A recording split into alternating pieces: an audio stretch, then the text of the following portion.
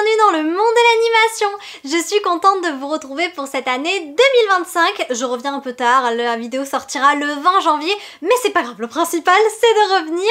Je vous souhaite à toutes et à tous une bonne année 2025, j'espère qu'elle sera pour vous la plus douce possible et bien évidemment dépensez à celles et ceux qui sont dans des moments difficiles.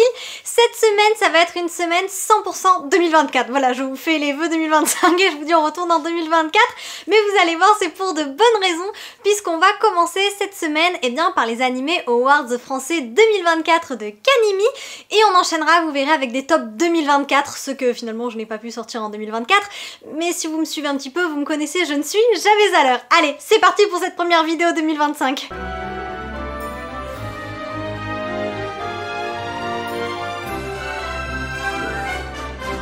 Alors pour cette première vidéo 2025, nous allons parler des meilleurs animés 2024 et plus particulièrement des animés Awards français 2024 de Canimi.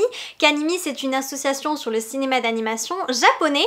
L'an dernier, ils m'ont contacté pour faire partie du jury, puisque depuis 4 ans, chaque année, ils organisent les animés Awards qui mettent en valeur les plus beaux films, les plus beaux animés, bref, les meilleurs du cinéma d'animation japonais. Ça permet de mettre un petit peu tous ces films, ces animés à l'honneur, et en l'occurrence quel a été mon rôle dans le jury, ça a été avec tous les membres du jury bien sûr de déterminer quels animés, quels longs métrages japonais, quel comédien de doublage, quel personnage devait se retrouver dans ces votes, parce qu'il y en a eu tellement en 2024, donc il fallait bien en fait faire une présélection pour qu'après les fans d'animation puissent voter. Ça a été assez compliqué par moments, j'ai trouvé, parce que il y a tellement d'animés et on a tous plus ou moins des goûts différents, et j'ai trouvé ça super intéressant pour de vrai de débattre avec d'autres fans. Et ça y est, les votes sont désormais ouverts, ils seront ouverts jusqu'à dimanche. Le lien est en description si vous souhaitez voter à votre tour. Dans cette vidéo, je vais donc voter avec vous, comme ça va vous permettre de voir à quoi ressemblent les votes, et puis ça va me permettre moi de vous parler un peu d'animation japonaise, parce que l'an dernier j'ai pas pu parler de tous les animés, de tous les films que j'avais vus, surtout de l'animation japonaise. En fait il y avait un petit peu plus d'animation américaine et française, donc là ça va être l'occasion. Je me suis munie pour ça de mon petit ordinateur et on va commencer tout de suite en fonction des différentes catégories. Nous voilà donc sur le site de Canimi et on va tout de suite passer sur l'onglet voter. Vous avez donc Anya de SpyX Family qui vous accueille avec la newsletter si ça vous intéresse, mais nous on va tout de suite passer au vote. La première catégorie est donc celle du meilleur opening. Alors ce que je vais faire pour chaque catégorie, parce qu'il y en a quand même beaucoup, je vais pas pouvoir vous parler de chaque animé, je vais vraiment vous donner mes choix à moi, mes goûts, et puis vous à la rigueur votez de votre côté, ou dans les commentaires n'hésitez pas à me dire pourquoi vous auriez voté, s'il y en a un vraiment où vous dites mais c'est pas possible qu'elle ait choisi ça, pourquoi elle a pas choisi celui-là. Voilà, peut-être pas pour toutes les catégories, mais s'il y en a une ou deux qui vous plaisent, voilà, n'hésitez pas à me dire ce que vous auriez mis. Alors là il y a marqué que j'ai déjà voté, mais je n'ai pas voté, j'ai juste fait une fausse manipulation, c'est tout moi, toujours, il faut toujours qu'il y ait une petite maladresse par-ci par-là. Et donc là en l'occurrence il y a 10 openings pour lesquels vous pouvez voter, et ce qui est bien c'est que vous pouvez directement regarder la vidéo s'il y en a un que vous n'avez pas vu ou si vous en souvenez pas, ça s'affichera. Bon là pour des raisons de droit d'auteur je vais pas le faire, et puis en plus de toute façon moi je les connais et je sais déjà pour lequel je vais voter, mais vous allez voir il y a un petit peu de tout, il y a, vous voyez, il y a Oshinoko, il y a la saison 2, il y a du One Piece, il y a du Dadadan, bref, mais moi je sais très bien pour quel animé je vais voter, enfin pour quel opening. J'ai beaucoup aimé l'opening de Makaine, mais mon préféré ça reste vraiment celui de Blue Box. Voilà, je reste dans la romance, donc je vote pour celui de Blue Box qui est mon petit, pas un coup de cœur, mais voilà, je l'aime beaucoup celui-là. La deuxième catégorie est celle du meilleur film d'animation japonais. Ça c'est plus mon domaine, même si je regarde des animés, je suis quand même plus long métrage dans l'ensemble, et pour le coup le choix est quand même assez difficile pour cette catégorie. Et il y a de très beaux films. Franchement, il y a de super beaux films. Il y a les Green Man, il y a Pompoko the Cinéphile, et surtout, il y a Look Back et Tunnel to Summer. Ce sont mes deux préférés là de cette année parmi la sélection. Blue Giant était très bien aussi, mais bref, c'est pas mon univers. Donc, entre Look Back et Tunnel to Summer, le choix est un peu difficile. Look Back, il est sorti uniquement un week-end au cinéma, et ça, c'est vraiment regrettable parce que c'est un très beau film d'animation, et il sortira prochainement en DVD, mais il n'y a pas encore de date annoncé. Et ensuite, eh bien, Tunnel to Summer, je vous remets ma vidéo à vie juste là si ça vous intéresse. Et j'avais eu également l'opportunité d'interviewer Tomohisa Taguchi, le réalisateur. Donc, je vous avouerai quand même que j'ai un petit faible pour Tunnel to Summer parce que déjà, j'ai adoré échanger avec Tomohisa Taguchi. Et en plus, ben, je sais pas, j'ai trouvé le film très doux, assez bienveillant. Je m'attendais à quelque chose, vous voyez, d'un petit peu plus... qui finissent un peu plus mal. Ouais, soyons honnêtes, je m'attendais à quelque chose qui soit un peu plus sinistre, triste, vraiment dans le drame. Et pour le coup, Tunnel to Summer, ça apporte beaucoup d'espoir, donc c'est pour ça que mon vote va s'orienter sur ce film-là. Et ensuite, nous arrivons sur les catégories un petit peu particulières, puisqu'en fait, il ne s'agit pas de choisir un animé, de choisir un film, enfin bref, une catégorie précise comme ça. Il s'agit plutôt d'un univers, et donc là, en l'occurrence, dans une catégorie romance. Là, c'est clairement mon domaine, là, le choix va être vraiment cornélien, c'est terrible, c'est vraiment ce que je regarde le plus. Animé romance, un peu de fantasy, mais principalement de la romance. Donc là, le choix va être ardu, je le sais. Et il y a, eh bien, en premier, Sign of Affection. Sign of Affection, c'est un animé que j'ai adoré et surtout, bah, j'adore les mangas en fait. À la base, je suis fan du manga, j'ai beaucoup aimé l'adaptation et je vous avouerai que je l'ai énormément défendu, celui-là. C'est celui que j'ai le plus défendu pour qu'il soit dans un maximum de catégories parce qu'il y a une vraie représentation d'un handicap. En l'occurrence, Yuki, elle est sourde et c'est vrai que le handicap est peu représenté dans l'ensemble. Alors la surdité, un petit peu plus. On a bon là, Sign of Affection en l'occurrence, il y a Silent Voice. Bref, il y a d'autres animés comme ça, je sais, où il y a des personnages sourds, mais en règle générale, le handicap est très peu représenté. Moi-même, j'ai un handicap et je crois que je n'ai jamais vu un seul film ou animé qui représente mon handicap. Donc je trouve que c'est important. Voilà, c'est important de sensibiliser et de montrer eh bien l'impact du handicap au quotidien sur les personnes qui le vivent. Donc là, honnêtement, ça serait malvenu de ma part de pas voter pour Sign of Affection, mais d'un autre côté, en fait, je vois tellement d'animés qui me plaisent, on dirait vraiment que je les découvre maintenant, alors que pourtant je sais lesquels sont dans cette catégorie. Donc il y a A Sign of Affection, Sawako la saison 3. J'avais découvert Sawako à l'époque, quand la première saison était sortie, c'était pas du tout doublé en version française. D'ailleurs c'est Charlotte Hervieux qui fait la voix dans Sawako en version française. Charlotte Hervieux, donc la voix de la Reine des Neiges dans La Reine des Neiges 2. Et honnêtement j'adore Sawako et je vois aussi Chérie Magique qui est donc un yaoi et qui a été un de mes coups de cœur de cette année. Pas mon préféré mais on va dire qu'il est dans mon top 3 des yaoi de cette année, donc vraiment très difficile de le laisser comme ça là. Et puis après bon voilà, les autres j'ai un petit peu moins apprécié, la plupart je les ai vus, mais A Condition Called Love, honnêtement je m'attendais à rien du tout. Je me suis dit allez je lance ça sur un coup de tête et j'ai adoré cet animé, j'ai beaucoup aimé. Au départ je me suis dit c'est un peu idiot comme principe, j'avais vraiment l'impression que les deux personnages, enfin ça fonctionnait pas et en fait je me suis vraiment attachée surtout au personnage masculin tout au long de l'animé. Donc pareil, ça me fait vraiment du mal si je vote pas pour lui, ça me fait quand même du mal de le laisser là. Pareil pour Makaine qui est un des meilleurs animés romances de cette année. Et ensuite, qu'est-ce que nous avons également? Et oui, il y a Blue Box aussi, Blue Box que j'ai énormément apprécié. Après la Blue Box, je voterai pas spécialement pour lui parce que j'ai déjà mis son opening et clairement j'ai envie un petit peu de mettre tous les animés que j'ai aimés à l'honneur dans une catégorie en particulier. Donc je vais laisser Blue Box. The Magical Girl aussi, j'avais bien aimé. Mais bref, c'est encore un univers plus particulier. Donc vraiment, si je dois en retenir, là je dirais...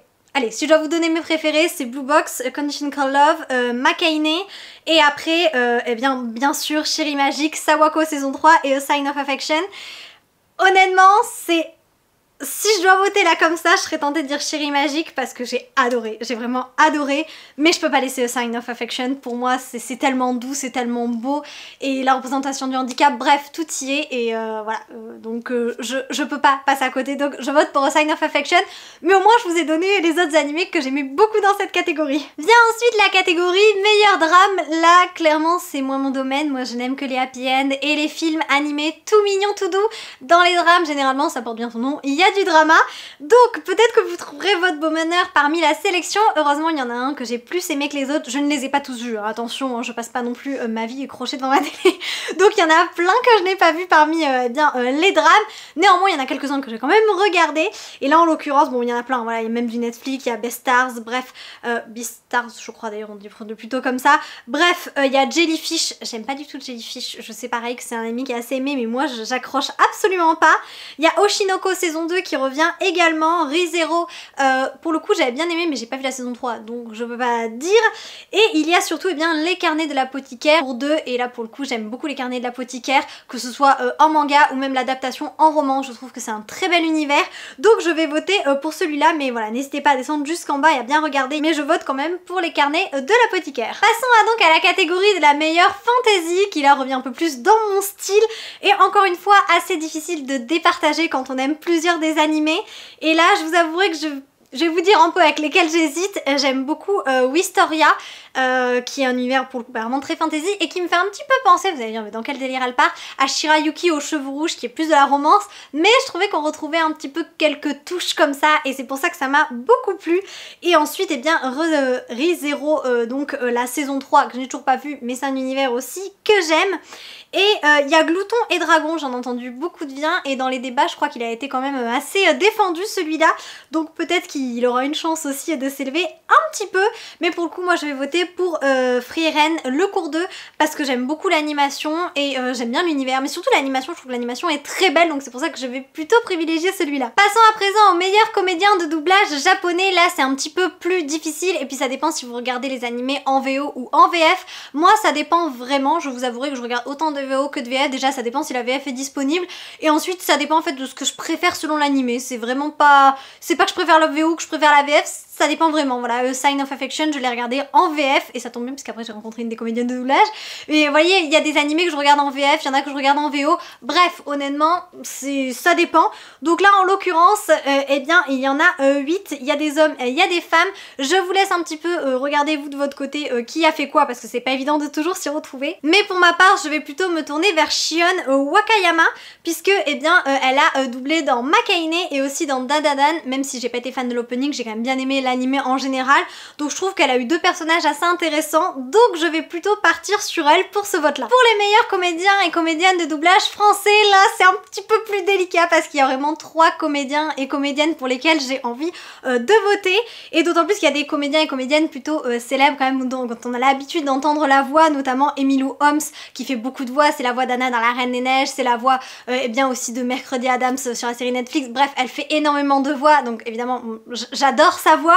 Mais je vous avouerai qu'il faut quand même que j'essaie de voter par rapport aux catégories en l'occurrence, et voilà, par rapport aux animés sur lesquels ils ont bien doublé en 2024 évidemment. Et pour le coup c'est peut-être pas celle que j'ai le plus appréciée, elle m'a pas plus marqué que ça, je l'ai appréciée mais bon, peut-être pas autant que d'autres. Et il y a également eh bien, Clara Soares, si je dis pas de bêtises, j'espère que je prononce bien son nom, qui a notamment fait Yuki dans A Sign of Affection, que j'ai beaucoup aimé, donc mon vote se tournerait plus vers elle, mais quand même je vais le donner à Martin Falliou parce que bien j'aime beaucoup sa voix, et là cette année il a fait quand même pas mal d'animés, il a fait notamment dans Oshinoko la saison 2 et dans Demon Slayer, et si vous ne le connaissez pas, c'est également eh bien, le comédien de doublage qui fait Eric dans le live action donc de la petite sirène. Donc voilà, je vais plutôt voter pour lui cette année, mais vraiment là c'était 3 comédiens et comédiennes de doublage que j'avais vraiment envie en fait, pour lesquels j'avais envie de voter tout simplement, mais il faut faire un choix, donc on va mettre plutôt Martin Falliou pour cette fois-ci. Vient ensuite la catégorie Character Design, et ça c'est pas évident, parce que c'est ce qu'on disait, le Character Design, eh ben il y a 2 manières de le voir, il y a ceux qui vont travailler et qui vont voir eh ben, tout le travail derrière le Character Design, donc l'apparence des personnages, ceux qui travaillent ne vont pas du tout avoir la même approche que juste des fans qui vont regarder l'animé. Et je pense que bah voilà, les votes seront différents selon si vous travaillez ou non dans le cinéma d'animation ou si vous êtes juste fan. Il y a vraiment des animés très intéressants dans cette catégorie-là. Il y a encore le retour de Makaine, il y a Pompo the Cinéphile aussi, et il y a plein d'autres comme One Piece Fan Letter. Mais là, eh bien, il y a le retour de Look Back et je vous avouerai, ça m'a fait un peu mal au cœur de le laisser de côté tout à l'heure. Et là, pour le coup, je pense que vraiment en termes de character design, c'est un de mes préférés. J'ai beaucoup aimé, on a plus l'impression que c'est un manga. Vous voyez, pas un animé, j'avais un peu l'impression de voir un manga mais coloré, voilà. Donc j'aime bien ce côté un peu plus, finalement plus, j'allais dire papier mais non, mais on a plus l'impression que c'est un, voilà, le manga qui s'est animé plus qu'un animé, vous voyez. Donc je vais voter pour Look Back. La catégorie meilleur personnage féminin, là aussi ça va être très compliqué pour moi de voter puisque c'est principalement voilà, ce genre d'animé que je regarde quand même. Enfin du moins là les héroïnes qui sont mises en avant ce sont des animés que j'ai vus. Donc il y a Ayumu notamment eh bien, de Look Back pour lequel je viens juste de voter. Et il y a également après Momo de Dan Dan Dan, même si je pense qu'elle va quand même être choisie très souvent. Je l'ai bien aimée, j'ai aimé son personnage, j'ai aimé son rôle. Et après il y a Ina de Blue Box, pareil qui me tente énormément, ainsi ainsi que Anna de Makaine. Et là je suis un petit peu partagée et je pense quand même que je vais peut-être me tourner vers Ina parce que j'ai beaucoup aimé dans Blue Box son rôle. C'est trop difficile parce que vraiment j'ai adoré, enfin ce sont des animés que j'ai beaucoup aimé, Look Back, Makaine, Blue Box, je sais pas, Look Back aussi quand même, j'ai été très touchée par Look Back, donc peut-être plus touchée, mais c'est vrai que j'ai re-regardé Blue Box, que Look Back, après j'ai pas eu l'occasion de le revoir non plus. Je suis partagée vraiment, je vous avouerai, je regarde et je sais pas pour qui je vais voter. J'hésite, Look Back ou Blue Box. Makaine aussi j'avais bien aimé, peut-être pas autre, je sais pas. Bon, j'ai fini par me décider, honnêtement, j'adore Ayumu, mais je vais mettre Ina pour son côté un petit peu plus solaire, voilà, qui m'avait fait du bien dans l'animé.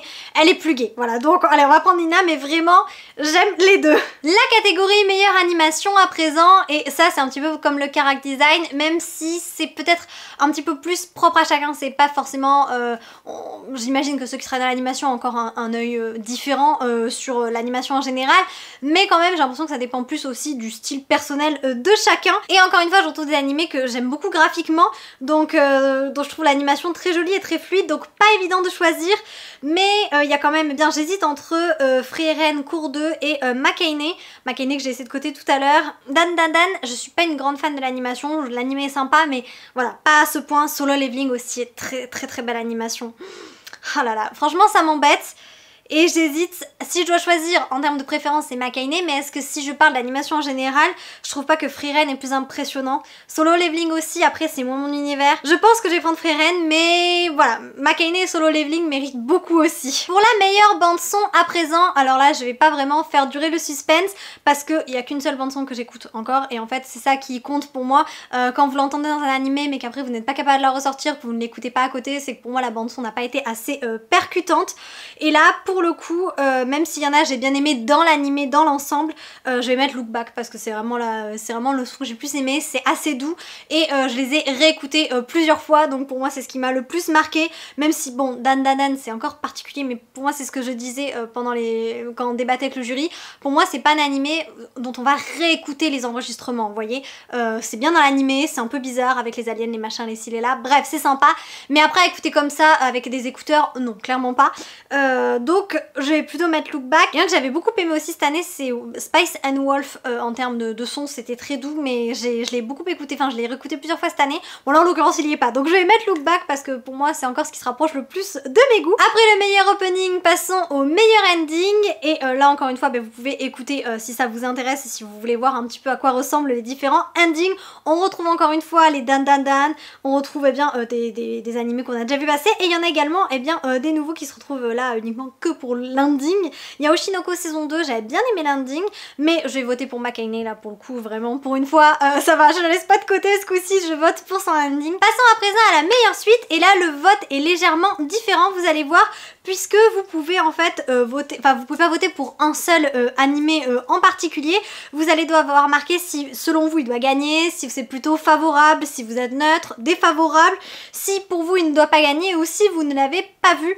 Alors là ça sera un peu long de faire ça en vidéo, sinon vous êtes encore là à la cinglingling. Donc en l'occurrence ce que je vais faire, je vais le mettre de mon côté, et moi je vais juste vous dire que si j'avais dû voter pour un seul là parmi toutes ces suites, même s'il y a plusieurs que j'ai aimé, ça aurait été quand même Les Carnets de l'Apothicaire Cours 2 que j'aurais sélectionné. On fait à présent la même chose pour les meilleures nouveautés 2024, et là je suis très contente de retrouver beaucoup de très bons animés parmi cette sélection. Sans surprise, moi je vais voter pour A Sign of Affection, très clairement. Je me suis un petit peu battue pour qu'il soit dans la catégorie aussi, donc vraiment j'ai très envie là de le mettre, enfin je vais mettre Il doit gagner, ça c'est sûr, pour moi c'est le meilleur de 2024, c'est un super bel animé, mais vraiment voilà, en plus il a... Pourquoi il se détache des autres? Parce qu'il y a le handicap en plus de sa beauté, en fait, voilà. C'est en plus de mettre en avant le handicap, donc c'est pour ça que moi je vais vraiment voter pour celui-là. Et après, bon, je vais le faire de mon côté, mais vous allez voir, il y a encore plein d'autres animés très intéressants. Il y a Makaine qu'on retrouve également, Gluton et Dragon, Windbreaker, Ranma, bref, il y en a plein, Dan, évidemment.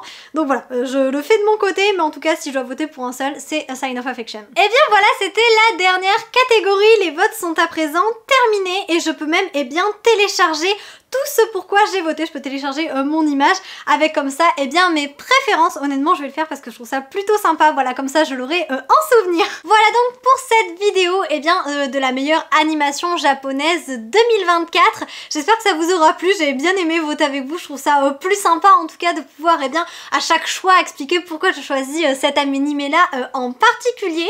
Dans les commentaires, n'hésitez pas à me dire quel est votre animé 2024 préféré, long métrage ou plutôt, eh bien, animé aussi en série. Voilà, quelles sont, on va dire que ce sont les deux catégories majeures.